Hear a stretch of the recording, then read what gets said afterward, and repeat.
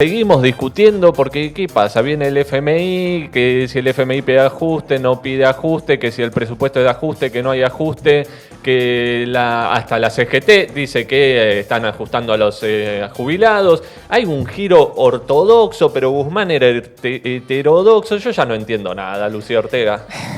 Bueno, exactamente, hay una discusión de si hay un giro pro mercados o un giro ortodoxo en la política económica de Martín Guzmán, y esta semana se está reuniendo con el Fondo Monetario Internacional. Algunos los sorprendió y otros no este anticipo de que va a buscar un acuerdo de facilidades extendidas, porque dentro del combo de los programas que tiene el fondo, ese acuerdo implica reformas estructurales y ataques, ¿no?, a los jubilados, a los trabajadores.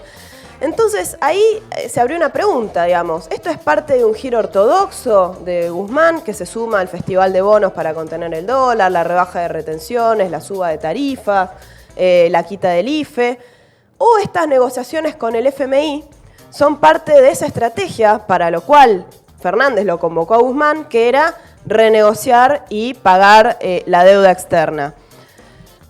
Hay límites entre la economía heterodoxa y la ortodoxia que no están tan marcados. Yo no me quiero meter tanto en ese debate más teórico, pero sí traer un caso, por ejemplo, el caso de Axel Kicillof, que se recibió como doctor en ciencias económicas con una tesis sobre Keynes y hace semanas terminó avalando los negocios inmobiliarios rentísticos por sobre el derecho a la vivienda de algunas familias.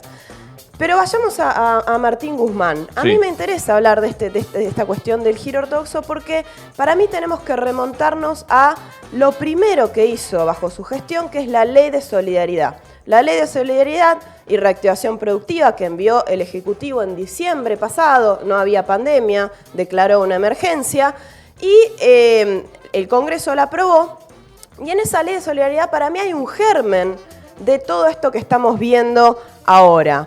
En ese momento denunciábamos que iba a haber un ajuste sobre los jubilados, pero ahora tiene valores concretos. Pasó un año y a mí me interesa mostrar qué pasó después de haber suspendido la movilidad previsional y haber hecho aumentos por decreto. Iba a ser mejor, ¿no? Para los jubilados, supuestamente. Dijeron que iba a ser mejor, que era parte de la solidaridad que había que tener en un momento de ajuste. Reitero, todavía no había pandemia, ¿no? Sí, sí. Cuando uno mira los resultados, los resultados 12 meses después, se encuentra con que efectivamente los aumentos por decreto implicaron que los jubilados ganaran menos que lo que hubiesen ganado con la reforma, con la movilidad previsional. Por ejemplo, miremos qué pasa para un haber mínimo de 14.068 pesos en diciembre del año pasado. Ahí se ve en el cuadrito. Perdón, este es un haber que está mostrando ahí de 30.000 pesos. Para alguien que ganaba 30.000 pesos en diciembre pasado, lo que le aumentaron en marzo y lo que le aumentaron en junio y lo que le aumentaron en septiembre con los decretos implicaron que mes a mes vaya ganando menos. Por ejemplo, en marzo de 2020 ganó 1.278 pesos menos de lo que hubiese percibido con la movilidad previsional. Y así todos los meses, hasta llegar a que ahora está ganando 4.000 pesos menos de lo que le correspondería por la movilidad previsional. Y en conjunto, todos estos meses perdió un acumulado de 25.000 pesos. Un jubilado que trabajó toda su vida, que gana 30.000 pesos, que no es un privilegiado. No llega ni a fin de mes. No llega ni a fin de mes y perdió 25.000 pesos. Para un haber mínimo, la siguiente placa, la pérdida fue menor, pero igual, alguien que recibía 14.000 pesos, lejos de estar siendo parte de los privilegiados, perdió un acumulado de 4.000 pesos en estos últimos 12 meses. Y lo que decía ayer Ismael Bermúdez, si nos vamos al haber máximo, que tampoco es una brutalidad, pero es el máximo dentro del régimen integrado previsional argentino, perdió 125.000 pesos, le robaron, ¿sí? En el medio, distintas escalas. Entonces, en total, ¿hubo o no hubo un ajuste a los jubilados? Esa es la primera cuestión. Con la Ley de Solidaridad se garantizó, o sea, ¿cuál fue el objetivo de esa ley?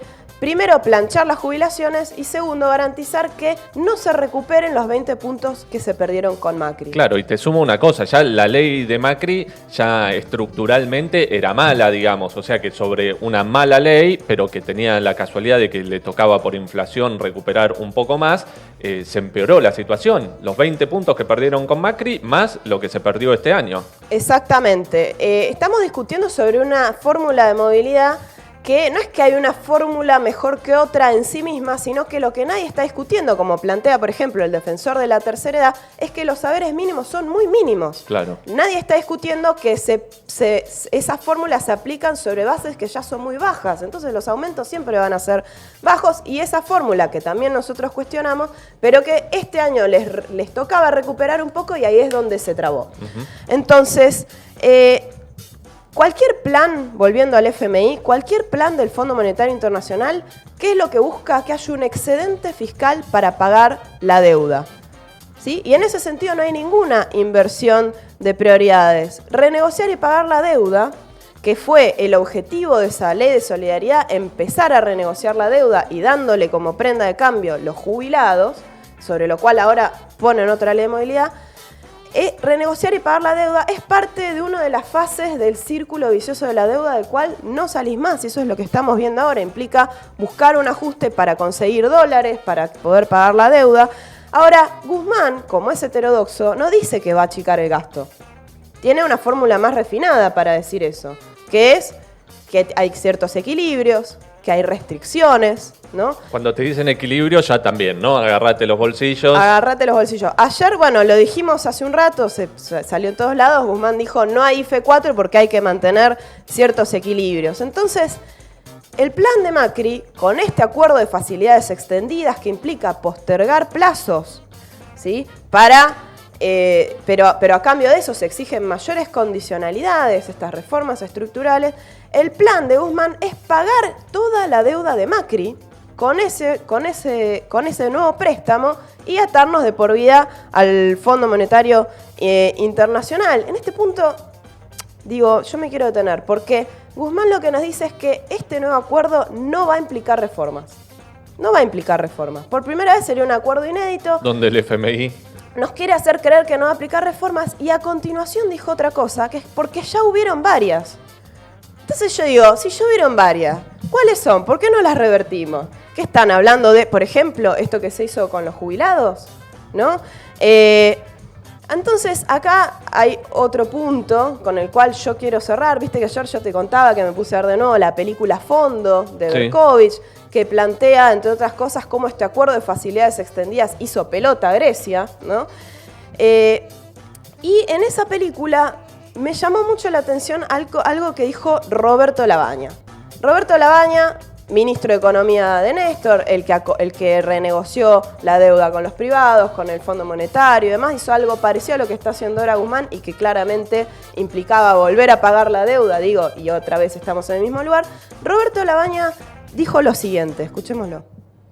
El objetivo central que tiene el fondo es lograr con estos programas recesivos generar el máximo superávit primario como para pagar a los acreedores, básicamente para pagar los intereses y el capital que va venciendo. Pero sobre todo los intereses, el mundo ideal es un mundo de países pagando tasas muy altas y pudiendo cumplirlas siempre. No quieren que le devuelvan el capital.